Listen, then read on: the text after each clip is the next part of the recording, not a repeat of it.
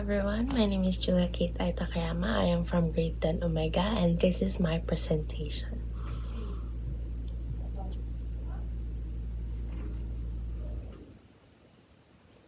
Fidel V. Ramos, the 8th President of the Republic of the Philippines.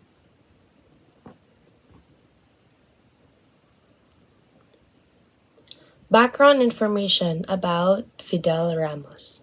Fidel Ramos' full name is Fidel Valdez Ramos. He was born in Lingayen, Philippines on March 18, 1928. Fidel was a husband of Amelita Martinez Ramos and they got married on 1953. They both have kids named Joe Ramos, Carolina Ramos Sembrano, Cristina Ramos Halasco, Angelita Ramos Jones, and Gloria Ramos. He was also considered as the oldest president of the Philippines. At the age of 64, he ran for presidency to become the 8th president of the Philippines. From 1992 until 1998, he served as the president of the Philippines as a military leader and politician. He was widely recognized as one of the most successful presidents in the history of the country.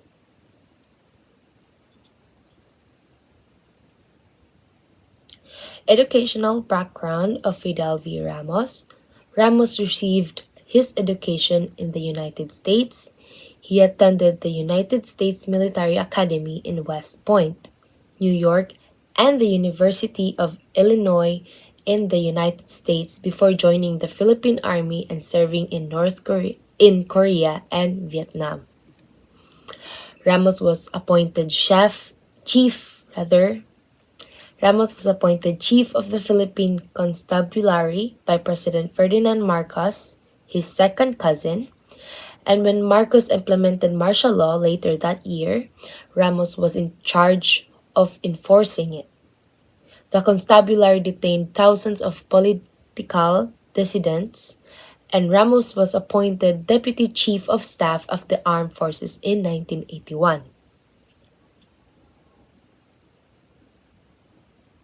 His roles during the People Power campaign was following Marcos' victory in the presidential elections of 1986, despite widespread charges of electoral fraud. Ramos and Defense Minister Juan Ponce Enrile backed Marcos' opponent, Corazon Aquino. Marcos was pushed into exile as a result of their defection, which began the civilian People Power campaign. Ramos served as military chief of staff on 1986 to 1988 and Secretary of National Defense on 1988 to 1991. During Aquino's administration, and he foiled 3 military coup attempts against her government. The beginning of his presidency term. In May 1992, Ramos was elected to succeed Aquino. He punished corrupt personnel from the National Police Force, advocated family planning to limit the country's population increase, and liberalized the Philippines' fiercely regulated economy to spur economic growth as president. In 1995, midway through Ramos' 6-year presidency, his ruling alliance secured a landslide victory in congressional elections. His administration secured peace deals with the Communists, New People's Army, and the Muslim separatists of the Moro National Liberation Front, 2 long-running guerrilla insurgencies.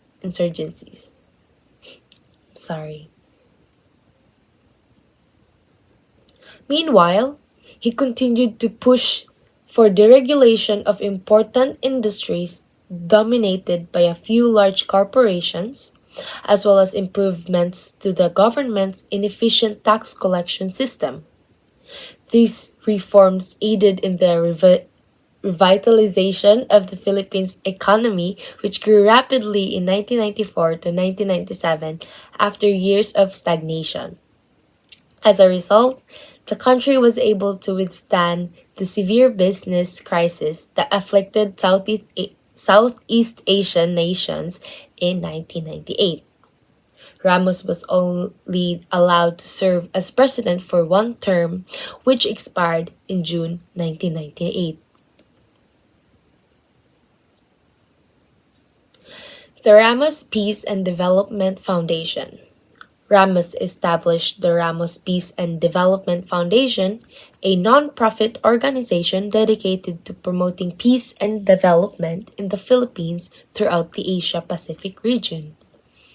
Ramos founded the BOA for Asia or BFA in 1998 with former Australian Prime Minister Bob Hawke and former Japanese Prime Minister Morihiro Hosokawa.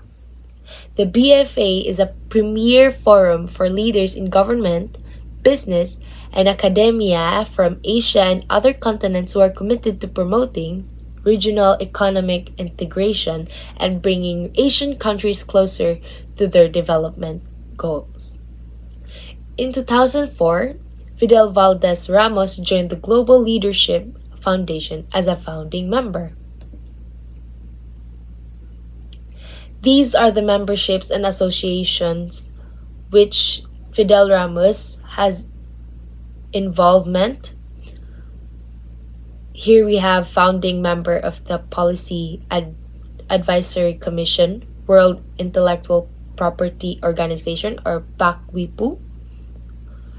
And next is the advisory group member of the UN, University for Peace. Next, trustee of the International Crisis Group or ICG. Lastly, honorary director of the General Douglas MacArthur Foundation. The Philippine 2000. The Philippine 2000, former Philippine President Fidel V. Ramos' socio-economic agenda was called Philippines 2000. The Philippines was to become a newly industrialized country by the year 2000, according to the plan. Stated by Fidel Ramos, in our time, modernization necessitates the supervision and direction of a stable and steadfast government. Compare and contrast the Philippines with East Asian dragons because they are mostly free of the influence of pressure groups. East Asian states are able to assert their country's strategic interest in the past. The Philippine government has been unable to act consistently in the national interest due to its inability to withstand oligarchic pressure. Politics rather than markets had generally ruled the economy. Let us proceed to the next slide. As a result of this experience, we now understand that progress in our country would not be possible unless we first get our home in order. To me, this entails three things. First, restoring political and civic stability. Two, liberalizing the economy by removing anti-competitive monopolies and cartels and leveling the playing field for businesses. And the third step is to address the issue of corruption and criminality.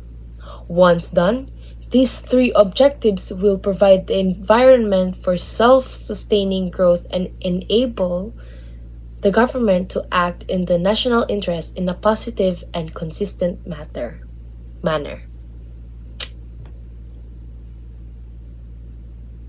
Philippines 2000 is our strategy framework for establishing effective government and getting our home in order so that our growth drive may commence.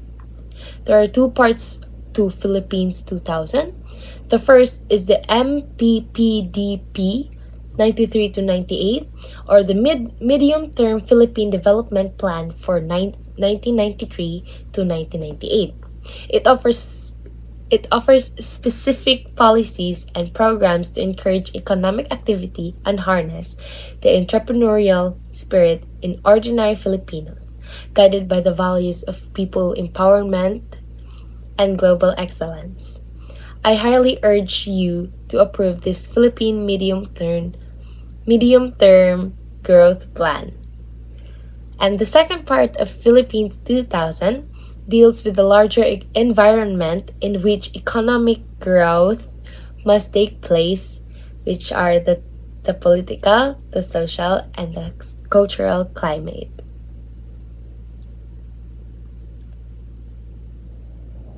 The key question is whether we can use a democratic political framework to change an undemocratic economy. For our East Asian neighbors, authoritarianism paved the route to economic power and greater living conditions. We, on the other hand, are striving to reconcile our democratic politics with an oligarchic economy left over from the colonial period, rather, colonial period by democratizing the economy rather than reforming the political system.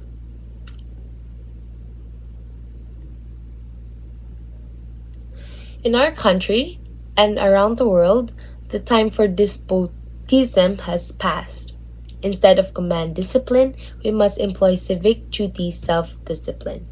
In the name of a common, caring humanity, we Filipinos have always believed that those who have more obligated to help those who have less. We will make this conventional moral code a public policy principle. For as long as they live amid so many who do not, the few who have will never be secure in their holdings. Let me now go over each of our pressing sectoral concerns individually.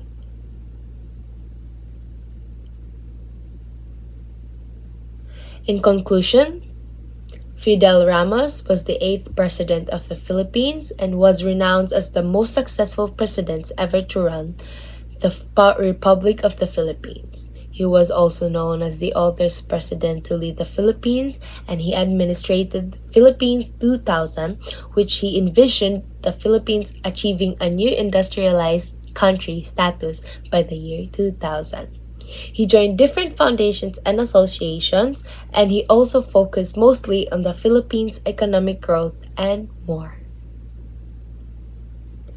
Now, I have prepared some questions, and if you know the answer, you may raise your hand.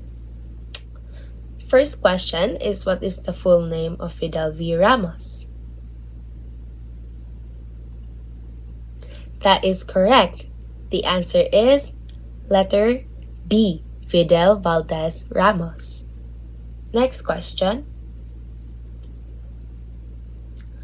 True or false? He was considered as the oldest president of the Philippines at the age of 56.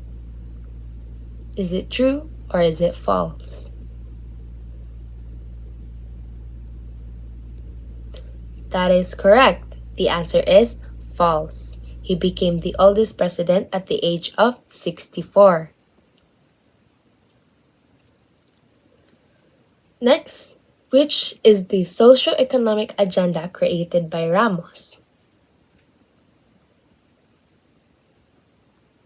That is correct. It is the Philippine 2000.